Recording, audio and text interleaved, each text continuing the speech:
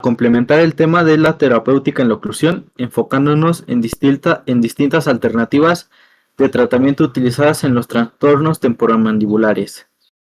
Los integrantes del equipo son Hernández Montoya Cintia, Alejandra, Aldana Basurto Juan José, Salinas Sánchez José Alejandro, Martínez Murguía Eric Javier y Medina Mejía Sarel. Durante esta exposición abordaremos primero una introducción al problema y después hablaremos del ultrasonido como herramienta terapéutica. Para complementar, revisaremos otras opciones como láser, terapia miofuncional, farmacoterapia y alternativas complementarias. Después del dolor de origen odontogénico, el dolor provocado por trastorno temporomandibular es uno de los más comunes que provoca un dolor crónico que puede durar años. Afecta la musculatura masticatoria, el ATM y estructuras asociadas. Sus síntomas más comunes son chasquidos en las articulaciones, limitaciones en la apertura de boca y dolor muscular y articular. Es importante recordar que este dolor puede ser miogénico, artrogénico o mixto, y que se puede combinar con migraña, fibromialgia y dolor generalizado. Y también puede ser, como, puede ser con comorbilidad al síndrome de intestino irritable y fatiga crónica, lo que provocará una reducción en la calidad de vida del afectado. No veremos el ultrasonido en la oclusión. Últimamente, la ecografía ha ganado lugar como un método terapéutico para la osteoartritis y daño en los condrocitos. ¿En qué se basa? Se basa principalmente en ondas sonoras de baja frecuencias que están en límites superiores a los que el ser humano puede escuchar. Esto provoca que sea un estimulador si se usa en niveles bajos con una salida de 45 watts y frecuencia de 800 kHz. Las ondas se colocarán 0.5 centímetros abajo de las articulaciones temporomandibulares por 5 minutos con un intervalo de 2 minutos entre cada uso. Aunque bueno, es importante recordar que esto dependerá de las instrucciones del fabricante según el modelo que compremos o que tengamos. ¿Y en qué consiste? Promueve la neovascularización, la diferenciación de células madre mesenquimales y la liberación de factores angiogénicos para mejorar la vascularización que ayuda a los tejidos isquémicos. Esto lo retomaremos más adelante. Durante la aparición y desarrollo de un trastorno temporomandibular aparecen citocinas como la interleucina 1, la interleucina 6 y el factor de necrosis tumoral alfa. Estas son las principales mediadores proinflamatorios del sistema inmune, pero que pueden causar daño tisular si son por un periodo prolongado. En el caso del ATM, provocan inflamación en la membrana sinovial y la destrucción del cartílago articular. Lo que va a hacer el ultrasonido es reducir el contenido excesivo de estas citocinas en el líquido articular y la apoptosis en condrocitos, que recordemos que es crucial para la patogénesis de artrosis y envejecimiento articular. Esto es activado por un estrés mecánico en la interleucina 1 y una de sus causas más comunes es una tensión mecánica anormal sobre la articulación, como en este caso bruxismo, que como mencionamos al principio es una enfermedad comorbible a estos trastornos de la mandíbula. Se han asociado sus beneficios a los microdesgarres de tejidos no vascularizados o con poca vascularización, que provoca que se estimule una vascularización por medio de los factores de crecimiento y movilización de células madre que provocan un mayor suministro de sangre al tejido. Bueno, la neovascularización, que hablamos al principio, es la formación de vasos sanguíneos a partir de los ya existentes por medio del factor de crecimiento endotelial vascular. Esto provocará que las células madre mesenquimales se diferencien en células endoteliales que formarán estructuras tubulares.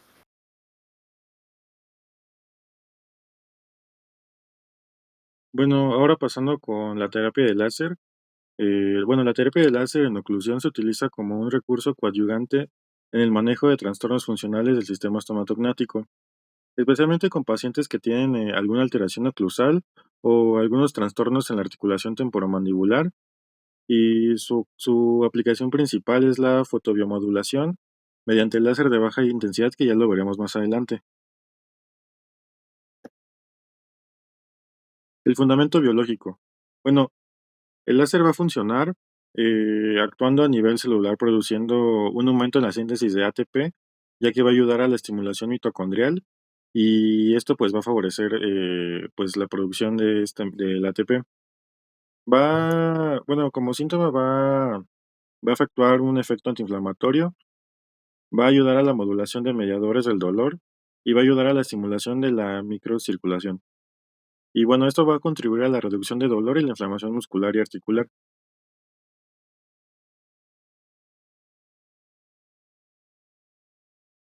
Las indicaciones en conclusión es que se va a emplear principalmente en trastornos de la articulación temporomandibular, como ya se mencionó anteriormente, igual con dolor miofascial, cuando el paciente también presente trismus o limitación en la apertura bucal, desplazamiento del disco, en inflamación capsular o capsulitis.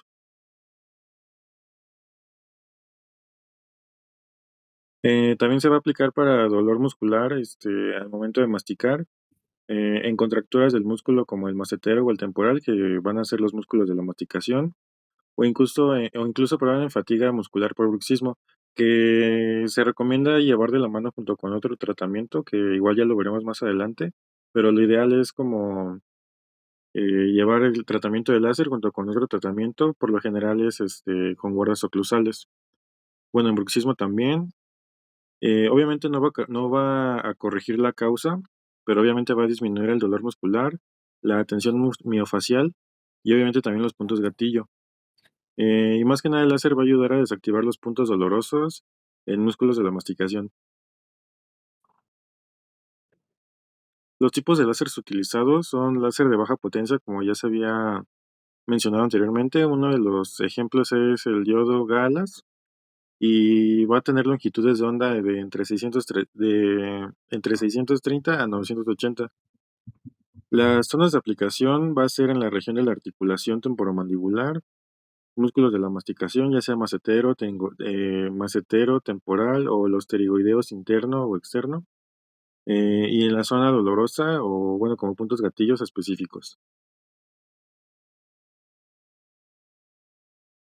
Los beneficios clínicos va a ser que van a ayudar a la disminución del dolor y va a funcionar como un efecto analgésico, reducción de la inflamación, mejora la apertura bucal, o sea, va a reducir el trismus y la relajación muscular.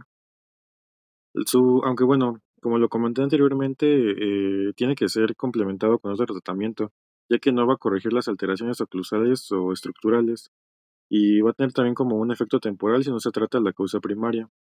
Y bueno, también como mencioné, debe de combinarse con otras terapias, ya sea un ajuste oclusal, una férula oclusal, o con fisioterapia o con manejo del estrés, que básicamente pues se debe de llevar todas estas, y bueno, esto es como un buen complemento para reducir el dolor. Y bueno, como conclusión, la terapia láser es una herramienta complementaria, útil principalmente para el control de dolor y la inflamación en pacientes con trastornos temporomandibulares y disfunción muscular. Su mayor eficacia se obtiene cuando se integra dentro de enfoques multidisciplinario y etiológico en problemas oclusales y pues obviamente saber bien el origen de la patología que se esté presentando en la articulación, como para saber si sí es un buen método complementario.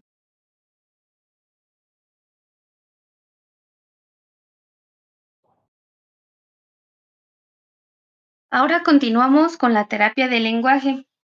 Hablaremos sobre la terapia miofuncional con énfasis sobre pacientes pediátricos, porque la mayoría de estos trastornos se hacen presentes principalmente durante el periodo de la niñez, revisando más adelante la diferencia entre los objetivos de la terapia entre niños y adultos. Bueno, la terapia del lenguaje también es conocida como terapia miofuncional, que básicamente son ejercicios y técnicas rutinarias que buscan corregir los movimientos anormales de la lengua, los labios, mandíbula y músculos orofaciales, como son los músculos linguales, los periorales, pues que son los músculos de los labios y las mejillas, y los de masticación principalmente, con el fin de reeducar la postura de todos estos para prevenir deformaciones mentales y articular mejor el habla y la comunicación en general. Los pacientes que están indicados para recibir esta terapia son aquellos que presentan las siguientes dificultades. Los problemas de articulación y habla, que pues básicamente es la dificultad para producir sonidos correctamente, incluso simplemente de sílabas o vocales. Los trastornos de fluidez, que incluye la tartamudez y la taquisemia, que es cuando el paciente habla excesivamente rápido y esto ayuda a mejorar el ritmo del habla y sobre todo el entendimiento entre las personas. Los retrasos en el lenguaje expresivo receptivo, que es la dificultad para entender, compartir ideas, pensamientos y sentimientos, que pues básicamente nos permite mantener el flujo de una conversación. Los trastornos de voz, que son cuando presentan los problemas de tono, volumen o calidad de la voz involuntariamente. Las dificultades en lectoescritura, que estos son los que abordan dificultades de aprendizaje que pueden provocar el fracaso escolar. Viene más presente como los problemas para entender el lenguaje utilizado y por eso no se logra concretar una idea en específico de lo que se está tratando de enseñar o en este caso se está leyendo. Problemas motores orales, que es la debilidad en la musculatura de la boca, los labios o la lengua y de la mandíbula también, además de trastornos de deglución. También tenemos las condiciones neurodesarrolladoras y neurológicas, que prácticamente son los casos de autismo, retrasos cognitivos, parálisis cerebral, accidentes cerebrovasculares, demencia o incluso Parkinson. Y las secuelas de lesiones que pues prácticamente pueden ser lesiones maxilomandibulares ocasionadas por traumatismos o accidentes graves. Los trastornos del lenguaje. Los trastornos del lenguaje en sí es lo que ya hemos explicado previamente y generalmente se define como las alteraciones en la estructura encargada de producir el habla, ocasionadas por hábitos nocivos y factores morfológicos que se le conocen como dislalias.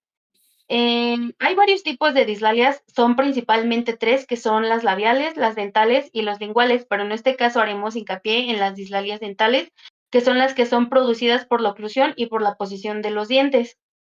La dislalia dental son las alteraciones en el desarrollo maxilomandibular, que generalmente son irregularidades en la forma, la posición de los dientes e incluso en la ausencia de piezas dentarias.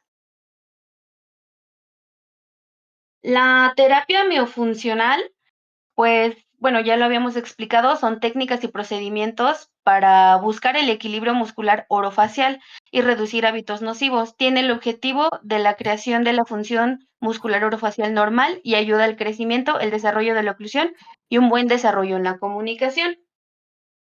También, pues esto buscamos a través de los ejercicios terapéuticos que involucran estructuras óseas y musculares, como el equilibrio muscular, que fortalece o relaja los músculos para que se pueda alcanzar los puntos de apoyo de articulación de palabras provisionalmente, incluso cuando los dientes aún no están alineados o no han recibido un tratamiento ortodóntico completo. También la compensación articulatoria, que enseña al paciente a colocar la lengua en lugares alternativos para producir sonidos claros. La automatización, que rompe el hábito motor del hablar mal, porque pues si se corrigen los dientes en ortodoncia, pero no se entrena el músculo o el paciente no le pone suficientemente atención a esto, porque son hábitos que llevan años, no tendremos un objetivo claro al utilizar la ortodoncia si no se corrigen los hábitos del habla que se han llevado a cabo desde hace años. Para poder desarrollar un plan de tratamiento efectivo es necesario diagnosticar cuál es el tipo de maloclusión que tienen los dientes y por ende las dificultades en el lenguaje que presenta. Ok, la terapia biofacial aplicada a la maloclusión clase 1. La clase 1 o la normoclusión es considerada la oclusión, entre comillas, normal o la ideal en la mayoría de los casos, pero cuando se presenta una dislalia en un paciente con clase 1, casi siempre son las alteraciones labiales o linguales. Cuando la posición de los dientes, pues ahora sí que no se logra encontrar entre una clase 2 o una 3 o alguna de sus derivados, se describe como una mordida abierta, que es el espacio entre los dientes que impide que choquen al cerrar la boca. Los pacientes que presentan esta maloclusión se asocia a la presencia de un hábito nocivo de succión o hábitos autolesivos como la mordedura labial o la onicofagia. También la interposición lingual, que interfiere en el desarrollo de las arcadas dentarias y por lo tanto el contacto de los incisivos superiores e inferiores. Los sonidos que se pueden distorsionar con la presencia de esta oclusión son los sonidos de la letra T, D, N, L y la letra S. Con este tipo de pacientes es muy necesario la comunicación para poder interrumpir el hábito lo más pronto posible, porque esta alteración por lo general se hace presente en pacientes pediátricos. Entonces se puede dar un incentivo o un premio como parte del tratamiento de concientización cada día que se pase sin realizar el hábito. Y se deberá llevar a cabo una bitácora para monitorear la disminución de la frecuencia de este hábito. Algunas ideas para prevenir la succión digital podría ser pintar una carita feliz en el dedo del niño y simular que es un amigo, y cada vez que se lo lleva a la boca cada vez que se lo lleva a la boca, digamos que como que lo asusta, lo deja en la oscuridad o en abandono, así para crear un miedo y un disgusto al niño al hacerlo. En dado caso que el niño no quiera dejar de hacerlo, pues también podemos recurrir al uso de aditamentos para inmovilizar el dedo o colocar guantes para que le incomoden ya sea en el paladar o en el dedo. También para la succión labial, el ejercicio implementado es colocar la lengua debajo del labio inferior, por delante de los incisivos inferiores en el fondo de saco y deslizarla de izquierda a derecha. Este ejercicio tiene que realizarse una vez al día 20 veces durante 10 segundos. Otro ejercicio que nos puede funcionar para la succión digital y labial también es un ejercicio que se le conoce como el buchito, que es en donde el paciente tiene que introducir agua en la boca y con los labios cerrados presionar el agua hacia el surco vestibular inferior. También podemos contar con los masajes, que son movimientos de arriba hacia abajo para poder relajar el músculo mentoniano. Este ejercicio se realiza una vez al día, 25 veces durante 15 segundos. Ahora sí, la maloclusión tipo 2.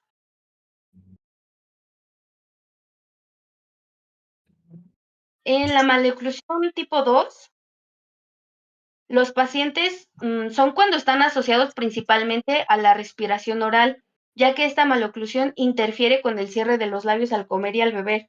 Los sonidos que se ven afectados principalmente en esta oclusión son el sonido de la letra P, B y M, ya que la pronunciación será con los incisivos superiores articulando con el labio inferior. También son los sonidos de las letras T, D, N y L, ya que la lengua se interpone sobre los dientes y hay un ceseo donde el paciente realiza la protrusión lingual durante los fonemas S y Z. A estos pacientes lo que se les tiene que enseñar es la respiración por la nariz, con ejercicios repetitivos de respiración nasal, con la boca cerrada y los labios juntos, pero tratando de permanecer lo más relajados posibles. Durante el día se recomienda el ejercicio en donde se tiene que inflar un globo con respiración nasal prolongada y profunda, y luego soplar forzado repitiendo 5 veces sin sacar el globo de la boca. Es necesario realizar series de 10 respiraciones profundas por la nariz, manteniendo la boca cerrada, pero obviamente sin sacar el globo de la boca. Esa es como la parte clave, porque se crea la fuerza en los músculos. También tenemos ejercicios de respiración profunda con nariz y boca cerrada, sin el globo. Para este ejercicio utilizamos un trozo de tela para lograr un sellado labial periférico. Se coloca el trozo de tela entre los labios y busca mantenerlo sin apretar los labios, asegurándose de que no lo esté sosteniendo con los dientes. La lengua tiene que estar posicionada contra la papila palatina y el ejercicio inicialmente se realiza por periodos cortos, aproximadamente más o menos de 1 minuto, y tiene que ir aumentando hasta llegar máximo a 10 minutos o hasta que se convierta en un hábito. También tenemos otro ejercicio muy sencillo que es el ejercicio del popote, que ayuda a mantener la tonacidad de los músculos. Pues en pocas palabras, este ejercicio ya sea puede el niño succionar los líquidos para generar fuerza o incluso también soplar en una bandeja que tenga agua y jabón y crear las burbujas. En la noche, pues también puede ser recomendable el uso de aditamentos como cinta adhesiva polialergénica o también obturadores orales para que los labios se mantengan cerrados e impedir la respiración oral y poco a poco empezar a forzar a que los chiquitos empiecen a respirar por la nariz nada más. Después, con la maloclusión clase 3, Ok, en la maloclusión es la clase 3 y también consideremos el colapso del maxilar. Pues esta está asociada principalmente a la colocación anterior de la lengua, como se puede observar en pacientes con la deglución atípica o la interposición labial. El colapso maxilar se presenta debido a la deglución atípica y los sonidos afectados cuando existe este problema son los sonidos de las letras S, Z, T, D, N, L, como suena la S y la H, que sería sh, y como suena la C y la H, que sería che. A estos pacientes, pues primero se les tiene que enseñar el adecuado hábito de tragar mediante la reeducación y el aprendizaje en donde deben colocar la lengua y dándole pues instrucciones concisas como presionar la punta de la lengua contra el paladar duro y deslizar la lengua hacia atrás de 20 veces a 20 veces al día más o menos. También, bueno, otro ejercicio podría ser el de ejercicio del botón, que nos ayuda a aumentar la tonicidad de los músculos periorales. Para este necesitamos un botón y necesitamos amarrarlo con un hilo o un estambre de aproximadamente 20 centímetros. El botón se debe colocar dentro de los labios por delante de los incisivos y el terapeuta o el familiar debe de tirar de ese hilo mientras que el paciente trata de apretar su boquita lo más que puede para que no se saque el botón. Después de un tiempo ya establecido, el botón tiene que salir y se tiene que escuchar como al vacío, como cuando se destapan algún frasco y suena algo así. Así, ese ejercicio se tiene que repetir entre 6 y 12 veces al día y nos ayuda a fortalecer el tono muscular. También, pues, llegamos a tener pacientes con bruxismo y estos pacientes, pues, pueden sufrir una disminución en la altura de los dientes debido al rechinamiento excesivo entre las superficies dentarias. Y, pues, ahora sí que a las personas que le afectan más, o sea, bueno, en las palabras o las letras que les cuesta más trabajo pronunciar es la C y la H, que son H, la ñ, la S, la K y la G. Ahora sí que con esta condición es más complicado porque es necesaria la participación de odontólogos, psicólogos y fisioterapeutas para el manejo del estrés y la ansiedad y así también el uso de farmacoterapia. También, pues la terapia miofuncional y la ortodoncia en adultos, así brevemente. em, el enfoque de esta terapia cambia de la guía de crecimiento hacia la estabilidad biomecánica y la compensación funcional. En adultos, la triada trabaja para que el tratamiento de ortodoncia no solamente deje los dientes derechos, sino que el sistema sea capaz de mantenerlos ahí y funcionar sin dolor ni errores al momento de hablar. Los adultos tienen patrones musculares ya muy arraigados debido a los años que llevan de vida y por ende, pues los años que llevan ya con el trastorno. En un tratamiento ortodóntico colocado por dislalia sin tratamiento miofuncional, la lengua puede mover los dientes a su posición original, incluso semanas después de haber retirado los brackets. Son procedimientos muy, muy rápidos. En adultos con dislalia, el problema suele ser un vicio articulatorio reforzado por años de maloclusión. La terapia funcional utiliza ejercicios de propiocepción para que el paciente sienta dónde está la lengua. Y también algo vital es que si la ortodoncia está cambiando el espacio intraoral, por ejemplo, después de una cirugía ortognática o extracciones. Además de que la terapia ayuda a que el habla no se deteriore mientras el paciente usa brackets, compensando la presencia de metal o cerámica en la boca, hay también un complemento en la disfunción temporomandibular, ya que muchos adultos buscan la ortodoncia por dolores en la mandíbula o desgaste dental como el bruxismo, y la terapia miofuncional nos ayuda como un relajante muscular y pues enseña al paciente a mantener los espacios libres entre los dientes. También nos ayuda la coordinación, haciendo que pues, los temporales trabajen simétricamente con los maceteros, evitando que la ortodoncia se vea saboteada por fuerzas excesivas de la mordida. Y pues en general, pues la terapia miofuncional es vital en adultos porque a diferencia de los niños, el hueso del adulto no es tan maleable como el de los chiquitos. Por ello, la función muscular debe ser perfecta para compensar cualquier limitación ósea remanente. Y pues en general, pues aquí está esta tabla que nos explica cómo es la diferencia de la ortodoncia preventiva y la ortodoncia en adultos, obviamente llevando un tratamiento de terapia miofuncional del habla.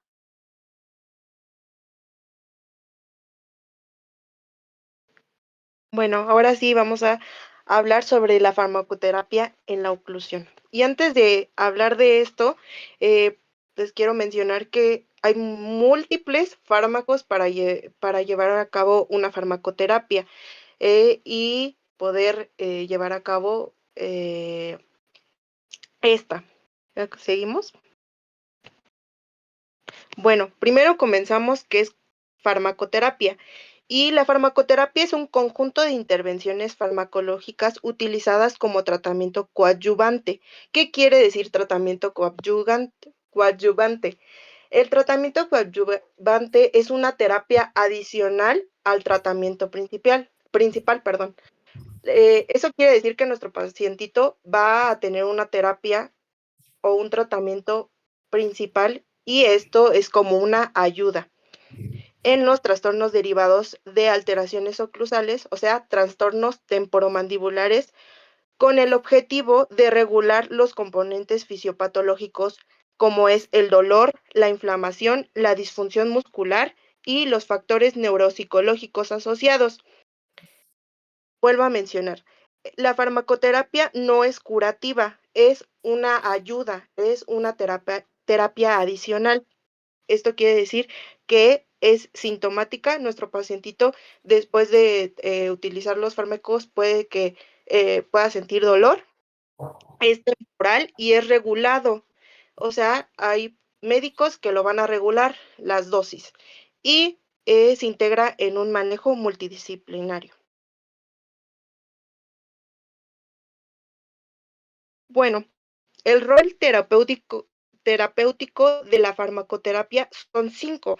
Es la analgésica, que básicamente es el control del dolor orofacial, antiinflamatoria, que es la reducción de procesos articulares, la relajante muscular, que es la disminución de hiperactividad masticatoria, eso quiere decir que relaja músculos, ya que nuestros pacientitos llegan a tensarlos por múltiples factores etiológicos, neuromodulatoria, que es la regulación del dolor crónico o agudo, ansiolítica o sedante, control de factores emocionales.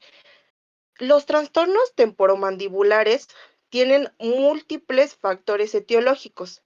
Ya lo sabemos, que no solamente el trastorno temporomandibular llega por un trauma, sino también llega por la genética, por problemas emocionales como es la ansiedad, la depresión, pero más adelante lo platicaremos, ¿vale? Siguiente, por favor. Bueno, para llevar a cabo una farmacoterapia debe de tener nuestro pacientito diferentes indicaciones. No luego le vamos a indicar fármacos, sino que debe de tener estas problemáticas, como es el dolor miofacial, las artralgias de la ATM, el espasmo muscular, bruxismo, procesos inflamatorios articulares, entre otros. Hay muchos más, pero estos son los principales.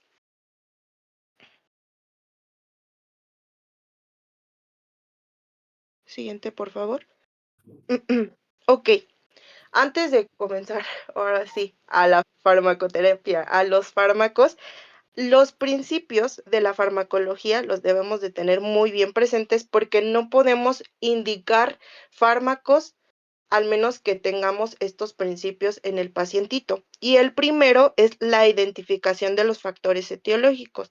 Como antes les mencioné, los trastornos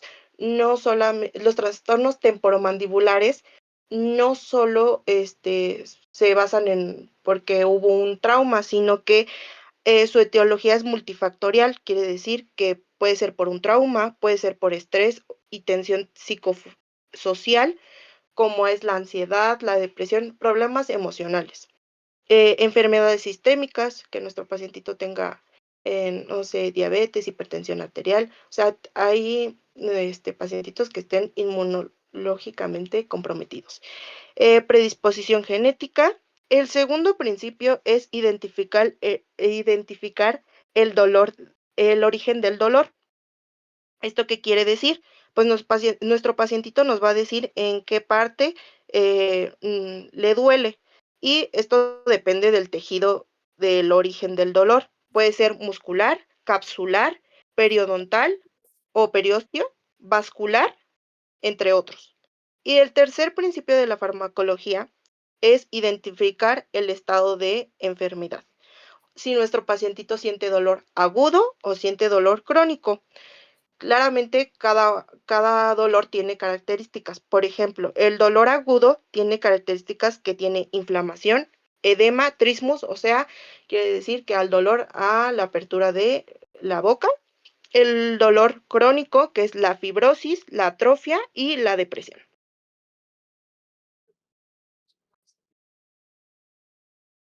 Bueno, la farmacoterapia se basa en 5 principales fármacos, 5 grupos de fármacos.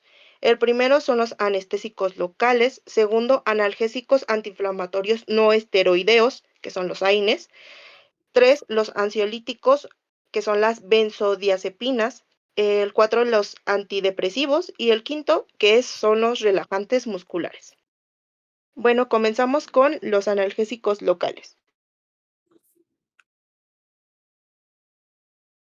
Los analgésicos locales, su principal objetivo es bloquear de forma reversible la conducción nerviosa. ¿Qué quiere decir? Pues que estos inhiben los dolores, el impulso nociceptivo, que es el dolor. Y la función nerviosa se recupera completamente cuando, pues tras su efecto del anestésico. Eso quiere decir que es de forma reversible. Los grupos que se ocupan más los conocemos, que son el grupo de amidas, que es lidocaína al 2%, la mepivacaína al 3%, entre la prilocaína, la bupivacaína. Y sabemos que estos son metabolizados por el hígado, que es hepático. Estos anestésicos intervienen al dolor agudo recurrente, o sea, al dolor musculoesquelético. Y su frecuencia de estos anestésicos es de 2 a 4 días, o sea, no es frecuente y se aplica pues cada semana o cada 2 semanas.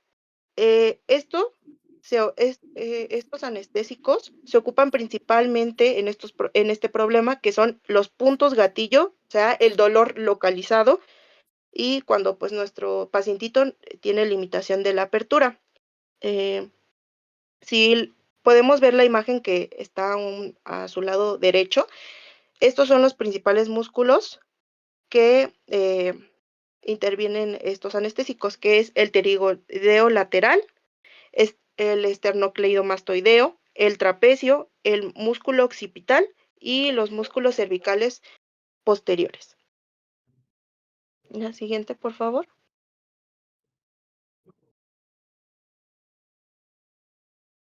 Ok, seguimos con los analgésicos AINES no esteroideos. Y bueno, su principal objetivo es que es analgésico, quiere decir que pues se interviene al dolor periférico moderado, es antipirético, quiere decir que reduce la fiebre, es antiinflamatorio, que es lo más importante para llevar a cabo o para disminuir el dolor en un trastorno temporomandibular. Estos son fármacos de primera línea, no luego nos vamos a los demás grupos que se les van a ir diciendo, pero estos son los fármacos que primero se escogen y ya después nos vamos a ir a más. Estos son en dolores temporomandibulares leves o moderados. Se ocupan principalmente en estas problemáticas como es la capsulitis, la sinovitis, la artritis y los dolores musculoesqueléticos. Les coloqué del lado izquierdo los AINES más utilizados, que es la aspirina, el ibuprofeno y la nimesulida. Estos son analgésicos de, pues de primera línea y que son ocupados cada 8 horas y pueden ser utilizados de 1 a 2 semanas, ¿vale?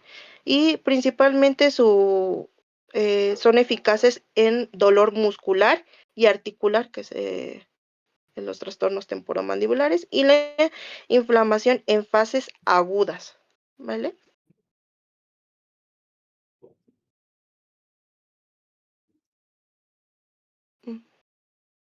Siguiente. Ok, seguimos con el grupo de ansiolíticos benzodiazepinas. Estos son principalmente, principalmente disminuyen la tensión emocional, personas que tienen ansiedad y síntomas físicos, ¿vale? Y en altas dosis, pues puede llegar a una sedación, somnolencia y debilidad. Las indicaciones en los ansiolíticos para los trastornos temporomandibulares es el dolor miofacial, el bruxismo, la ansiedad, el insomnio y pues exacerbaciones por estrés, o sea, problemas familiares, laborales, entre otros, ¿vale? Y su uso es muy corto, es de 7 a 10 días, o sea, no se puede pasar de este plazo porque pues puede llegar a tener el paciente puede llegar a tener dependencia de estos medicamentos y se tiene que evitar en pacientes crónicos y pacientes con depresión. Esto puede empeorar su cuadro, o sea, puede llegar a tener mucho más.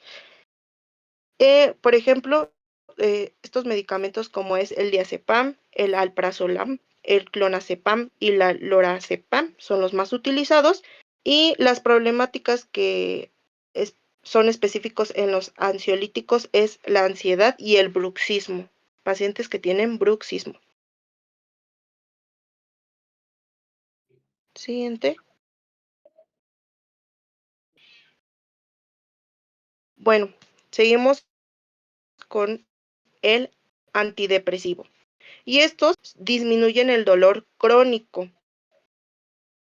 Tiene un factor que es neuromodulador y mejoran el sueño, reducen la actividad del bruxismo. Y los más ocupados en los trastornos temporomandibulares son los antidepresivos tricíclicos. ¿Qué quiere decir? Pues son los más importantes y tienen vida media larga. O sea, quiere decir que pues sí, su efecto es lento, pero es progresivo. Y las dosis son de 10 a 20 miligramos. Tiene un efecto también analgésico. Y las indicaciones son que tenga un dolor crónico, nuestro pacientito, el dolor facial atípico, el bruxismo, trastornos del sueño y depresión asociada. Este medicamento tiene un uso prolongado de 4 a 6 semanas y esto es mínimo, pero puede extenderse a 3 a 6 meses. ¿Esto por qué? Porque es un analgésico que es lento, pero es progresivo, solamente que se indica en bajas dosis, porque pues, puede también llegar a tener una dependencia nuestro paciente. Estos medicamentos se basan más en el dolor crónico, el bruxismo y el dolor miofacial atípico. Y como último fármaco, vamos a ver los relajantes musculares. Ok, los relajantes musculares. Y estos relajantes musculares disminuyen el espasmo muscular. Y en los trastornos temporomandibulares se ocupan más porque pues, son de acción central y actúan como sedantes. Estos principalmente se ocupan cuando hay dolor muscular agudo, un espasmo muscular, un dolor miofacial, un dolor asociado a la ansiedad y pues son indicados cuando hay varios músculos comprometidos, no solamente que haya uno o dos músculos, esos no, puede ocupar un analgésico, pero en este caso se ocupan los relajantes musculares cuando hay varios músculos comprometidos y estos relajantes musculares se ocupan de 2 a 4 semanas, no más, y se ocupan en el dolor agudo o espasmo muscular. Y un ejemplo claro es el metocarbamol o el carisoprodol entre otros.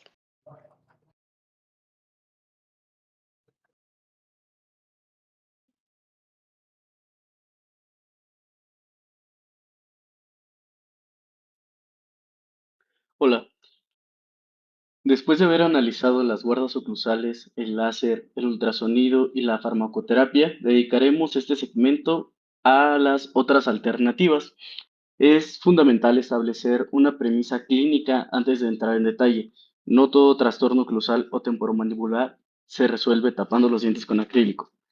De hecho, según el Consenso Internacional de 2017, el bruxismo no debe considerarse un trastorno en sí mismo, sino una actividad motora que puede representar un factor de riesgo para la consecuencia negativa en la salud oral. A menudo, el origen del problema no es la anatomía del diente, sino la hiperactividad muscular, mediada por el sistema nervioso central o la percepción central del dolor.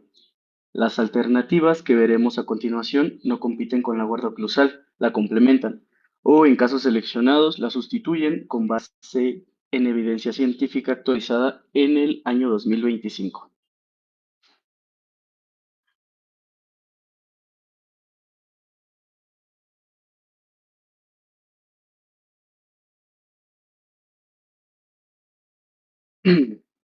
Sí, siguiente, por favor.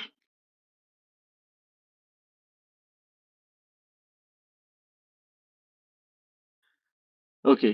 La primera alternativa y una de las más respaldadas por la literatura reciente es la acupuntura y la punción seca.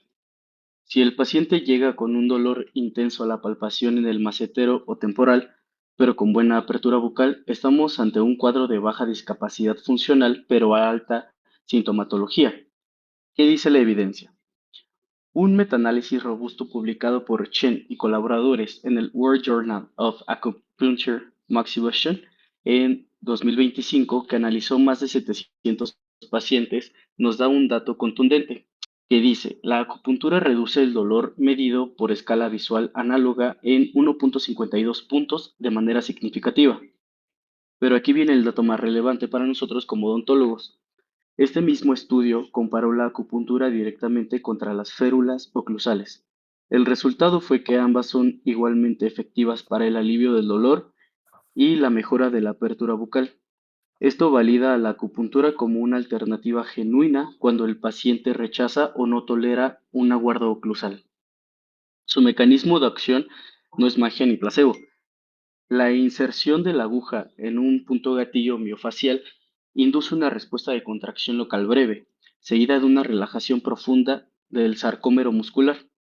A nivel central, la acupuntura modula las vías inhibitorias descendentes del dolor, promoviendo la liberación de opioides endógenos e incrementando el umbral del dolor por presión en los músculos maceteros. Como evidencia adicional sobre la punción seca, tenemos que la punción seca busca específicamente desactivar puntos gatillos miofaciales activos. Cuando la aguja penetra en el punto gatillo, se produce un reflejo de contracción local que es visible y palpable. Este reflejo interrumpe la disfunción de la placa motora y normaliza la liberación, reduciendo la tensión sostenida del sarcómero. Los protocolos suelen consistir en lesiones semanales durante 4 a 6 semanas. La aplicación clínica práctica es la opción ideal para este paciente bruxista porque ya fracturó dos guardas oclusales o que simplemente no tolera tener un cuerpo extraño en la boca durante la noche.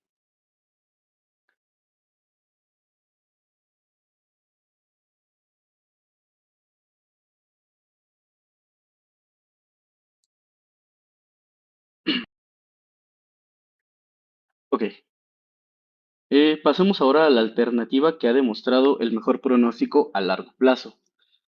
Si bien la guarda oclusal es un excelente parachoques, entre comillas, que protege el esmalte, la terapia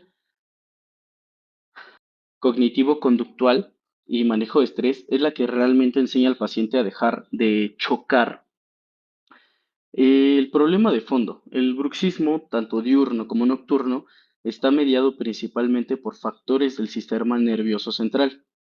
La activación del sistema nervioso simpático durante el sueño, evidenciada por la presencia de microdespertadores y ondas K-alfa, es un marcador fisiológico clave. Los pacientes con bruxismo muestran un aumento de la frecuencia cardíaca y cambios en el sistema antes de los episodios de rechinamiento. Esto confirma que el bruxismo no es un problema periférico, sino central. Como evidencia clínica tenemos una revisión sistemática de Health del año 2024, que clasificó a los pacientes según su grado de cronicidad. El hallazgo más destacado fue que las intervenciones psicosociales son significativamente superiores al tratamiento oclusal pasivo para el alivio del dolor a largo plazo. Eso quiere decir a más de 12 meses. Que estos son los componentes prácticos en odontología. Como primer punto, tenemos la psicoeducación, que es el primer paso y quizás es el más importante, y debemos explicar al paciente qué es el bruxismo y cuál es su relación con el estrés. Una metáfora útil es, así como el cuerpo somatiza con úlceras y contraestructuras cervicales, también puede hacerlo con la mandíbula. Como segundo punto tenemos la reestructuración cognitiva. Esto quiere decir modificar pensamientos catastróficos como, por ejemplo, el me voy a quedar sin mandíbula o nunca voy a dejar de tener dolor. Estos pensamientos aumentan la ansiedad y por ende la actividad muscular parafuncional. El objetivo es que el paciente identifique estos pensamientos automáticos y los reemplace por otros más adaptativos. Como tercer punto tenemos el entrenamiento en relajación muscular progresiva. Enseñar al paciente a sentir la diferencia entre un músculo macetero tenso y uno relajado. Se le pide que apriete los dientes durante 5 segundos y luego lo relaje completamente durante 10 segundos. Este contraste aumenta la conciencia psicoceptiva. Como cuarto punto, tenemos la técnica de inversión de hábito. Esto especifica para el bruxismo diurno. El paciente aprende a identificar las situaciones que desencadenan el apretamiento y a sustituir la respuesta por una conducta incompatible, como colocar la lengua en el paladar o realizar una respiración diafragmática. Como quinto y último punto tenemos el hábito postural mandibular, que esto es la regla de oro, por ejemplo, de labios juntos, dientes separados. Esto es la posición de reposo mandibular. Es algo que podemos percibir en el sillón en 30 segundos y que tiene un impacto biomecánico enorme en la reducción de carga articular. La importancia del enfoque multidisciplinar dice que los estudios han demostrado que los pacientes usan férula oclusal obtienen mejores resultados que aquellos que solo utilizan la guarda. El abordaje ideal es el de interconsulta integrada, donde el odontólogo y psicólogo comparten información clínica relevante y diseñan un plan en conjunto. Como conclusión pequeña de este bloque, no podemos tratar una enfermedad crónica con una herramienta aguda. Ok, ahora sí, siguiente, por favor. Ah, tercer punto, sí, ahí, gracias. Terapia manual. Dentro de las otras alternativas hay un nicho muy específico que no cubre ni la guarda ni el fármaco, sino la limitación mecánica de la apertura bucal. Aquí entra la terapia manual especializada. A diferencia de los ejercicios caseros que el paciente puede hacer solo en casa, la terapia manual es una intervención pasiva realizada por el clínico o fisioterapeuta especializado. Los mecanismos fisiopatológicos del punto gatillo miofacial. Ok, tenemos que un punto gatillo es una zona hiperirritable dentro de una banda tensa del músculo esquelético. Se forma por una disfunción en la placa motora donde hay una liberación excesiva que mantiene el sarcómero en contracción sostenida. Esto produce isquemia local, liberación de sustancias algógenas y sensibilización periférica. La terapia manual busca interrumpir este ciclo. Como técnicas destacadas tenemos la movilización pasiva de la articulación temporomandibular, la liberación intraoral del pterigoideo lateral, la liberación pterigoideo medial, técnica de spray y estiramiento. Y bueno, les voy a platicar un poco acerca de estas técnicas. Primero empezamos por la movilización pasiva de la articulación temporomandibular. Es una tracción caudal, o sea, hacia abajo, para descomprimir el disco articular en casos de desplazamiento discal con reducción. Esta maniobra aumenta el espacio articular y permite la recapacitación del disco si se realiza correctamente. Ahora, la liberación intraoral del pterigoideo lateral. Este músculo es muy olvidado, pero es el principal responsable de la desviación mandibular contralateral y no se puede estirar voluntariamente. Se accede a él por detrás de la tuberosidad del maxilar. La técnica consiste en una presión mantenida durante 30 a 90 segundos aproximadamente hasta notar la liberación del tejido. La técnica de liberación del pterigoideo medial eh, es accesible en la cara medial del ángulo mandibular. Su contractura limita la apertura y causa dolor referido a la región faríngea y el oído. Por último, tenemos la técnica de spray y estiramiento. Consiste en la aplicación de cloruro de etilo o florimetane sobre el músculo afectado, seguido de estiramiento pasivo. El frío inhibe temporalmente el reflejo de estiramiento, permitiendo una mayor elongación muscular sin dolor. Como un dato extra y evidenciado del 2025, los metaanálisis recientes indican que los pacientes tratados con terapia manual mejoran su apertura bucal máxima no asistida en aproximadamente 4.05 milímetros más que los controles. En términos clínicos, 4 milímetros pueden ser la diferencia entre que el paciente pueda comer una manzana o tenga que limitarse a únicamente comidas como purés. La indicación clínica precisa. La terapia manual está especialmente indicada en pacientes con diagnóstico de desplazamiento discal con reducción y en aquellos con dolor de alta discapacidad funcional, donde la limitación de apertura es el síntoma predominante. Siguiente, por favor. Como otras prácticas adicionales a estas, tenemos la homeopatía, ya hablamos de la fisioterapia, la hipnosis también y la terapia floral. Y quiero hacer un énfasis en este último punto, en la terapia floral.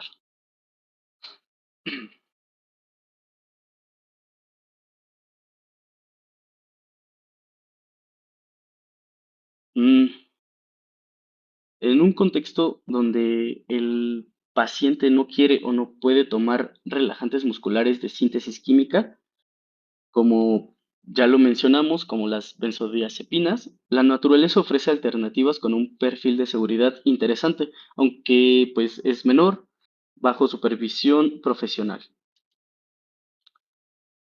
Solo les voy a dar rápido unos ejemplos eh, de esta terapia floral, como por ejemplo la valeriana, que tiene un efecto sedante y ansiolítico, la pasiflora, que es rica en flavonoides que modulan los receptores GABA-A, es especialmente útil para silenciar el ruido mental en pacientes con pensamientos recurrentes a acostarse, la melisa, la lavanda, y bueno,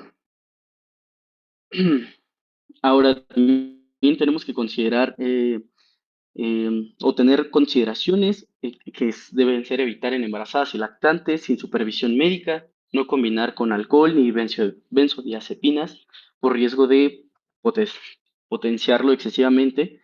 Y la constancia es clave. Los efectos se optimizan tras 1 a 2 semanas de uso regular.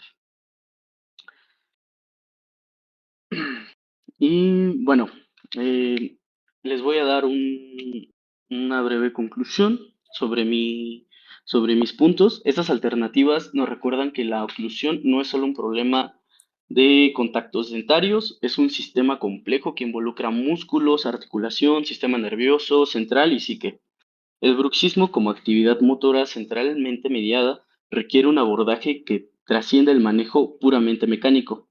Integrar estas herramientas desde la acupuntura hasta la fisioterapia o la terapia floral, nuestro arsenal terapéutico nos permite ofrecer un manejo verdaderamente integral, personalizado y basado en la evidencia más reciente. Así que con esto concluimos. Muchas gracias por su atención. Finalmente, aquí están nuestras referencias. Anteriormente estaba una tabla comparativa. Pero eso sería todo. Muchas gracias por su atención.